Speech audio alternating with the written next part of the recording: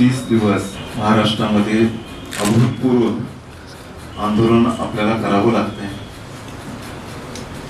आणि अजूनही याच्यावर मार्ग निघत नाही। या गोष्टीचं दुःख निश्चितपणाने मला आहे।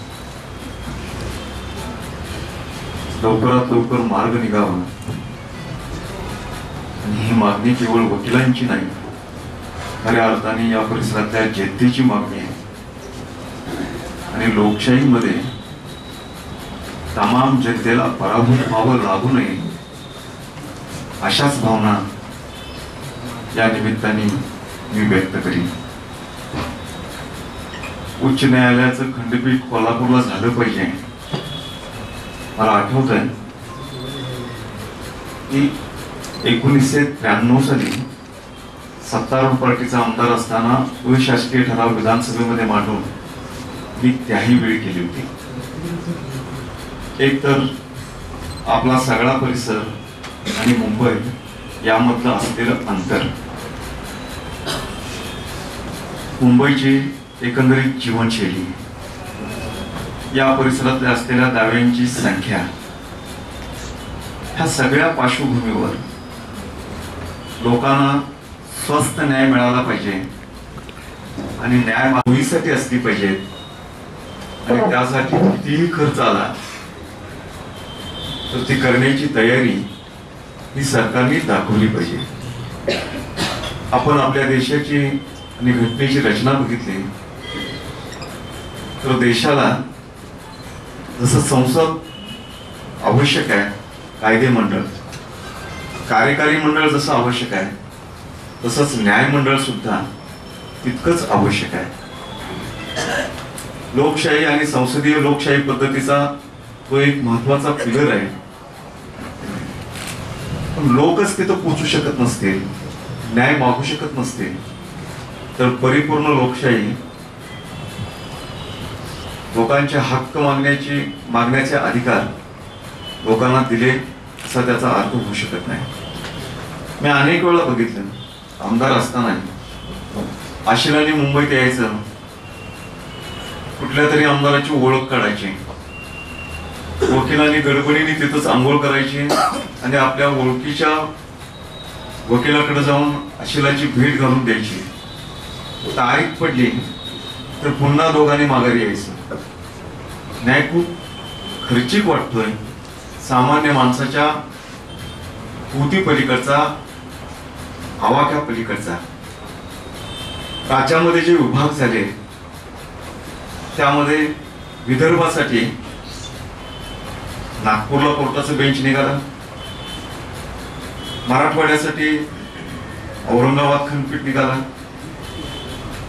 मुंबई सगळ्या राज्याची राजधानी आहे, ती काय उर्वरित महाराष्ट्रासाठी मुंबईचं उच्च न्यायालय नाही, संपूर्ण राज्यासाठी आहे। आणि म्हणून एवढ्या मोठ्या उर्वरित महाराष्ट्रासाठी मुंबईपासून दूर असलेल्या ठिकाणी जर एखादं बेंच निघालं तर फार मोठं सरकारच्या तिजोरीवर खर्च पडणार आहे, बोजा पडणार आहे, अशातलाही कुठला भाग नाही। आणि तसंही बघायला गेलं तर राज्य सरकारचे एकूण खर्च आणि त्यात न्यायव्यवस्थेवर होणारा जर खर्च बघितला तर आपण फार खर्च करतोय असेही निष्कर्ष निघत नाही। अजूनही न्यायालयांची आणि न्यायाधीशांची संख्या खऱ्या अर्थाने वाढवण्याची गरज आहे। त्यामध्ये एक मागणी सातत्य ठेवून आपण करताय, दाव्यांची संख्या लक्षामध्ये घेऊन, अंतर लक्षामध्ये घेऊन ती आपली मागणी योग्य आहे। खरं तर निघालं पाहिजे, खंडपीठच निघालं पाहिजे, बेंचच निघालं पाहिजे। मंत्रिमंडळामध्ये सुरुवातीला हीच चर्चा झाली होती आणि ही गोष्ट खरी आहे, थोडीशी आग्रही मागणी मी घेतली होती। पण त्याच वेळी एखाद्या मागणीला अडचणी निर्माण करायच्या झाल्या त्या आणखी काही लोकांना उठवून बसवलं जातं। तर कोल्हापूरचं आंदोलन होईपर्यंत महाराष्ट्रातल्या कुठल्याही जिल्ह्याला मागणी करण्यापासून आपण प्रतिबंधित केलं नव्हतं, रोखलं नव्हतं।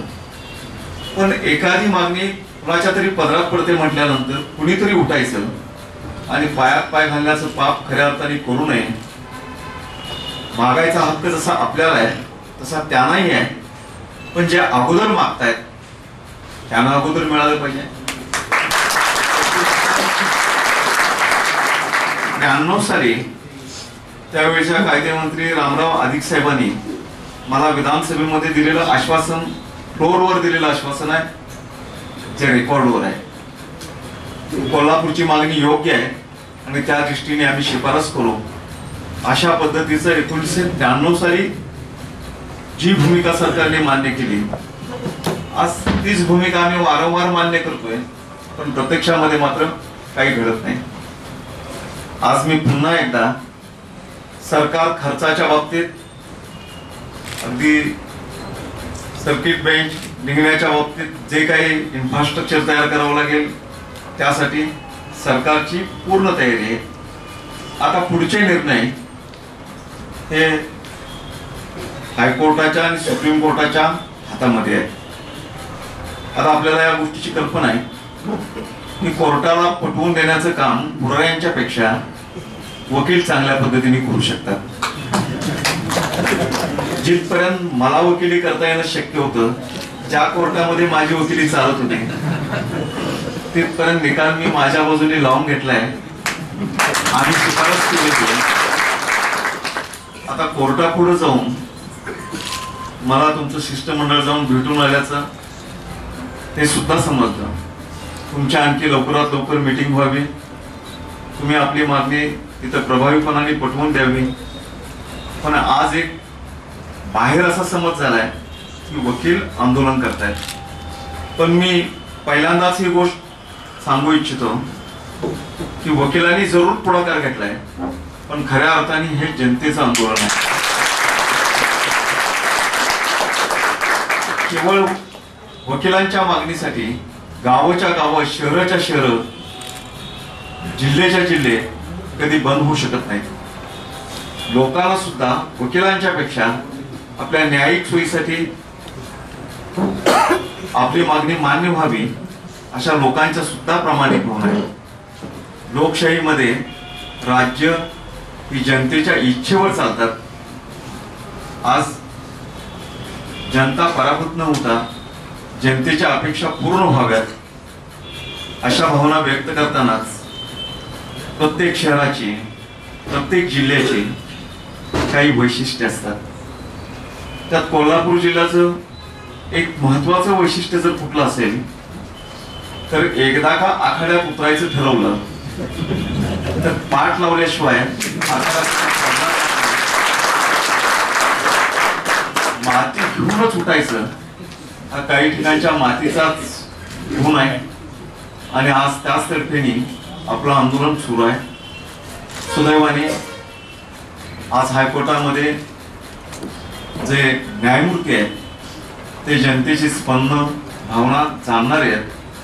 त्यामुळं अतिशय सहानुभूतीने आपल्या भागाच्या मागणीचा विचार होईल अशा अपेक्षा मीही बाळगतो. आणि सरकारकडून या कामासाठी आणखी काही जर जास्तीची मदत लागणार असेल तर तीही करण्याचं अभिवचन या निमित्ताने मी आपल्या माध्यमातून न्यायमूर्तींच्याही लक्षामध्ये आणून देऊ इच्छितो.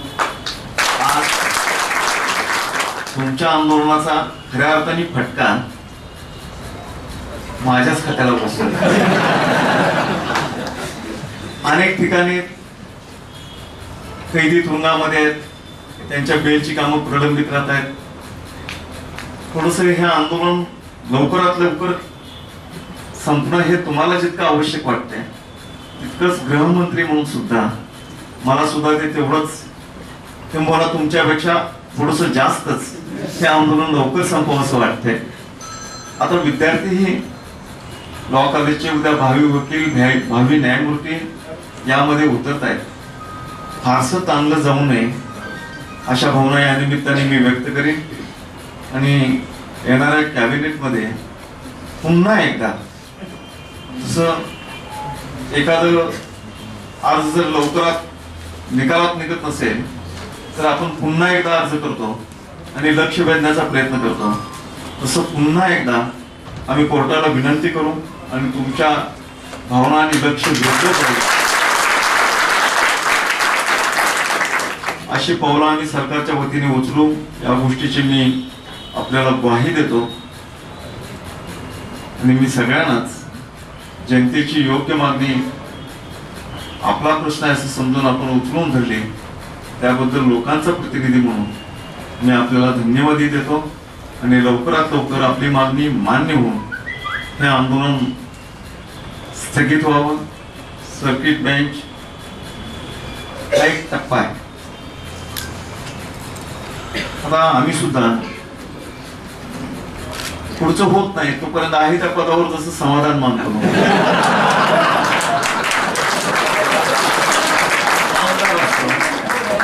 एखादा आमदार असतो मंत्री होत नाही तो आमदार पदात समाधान मानतो.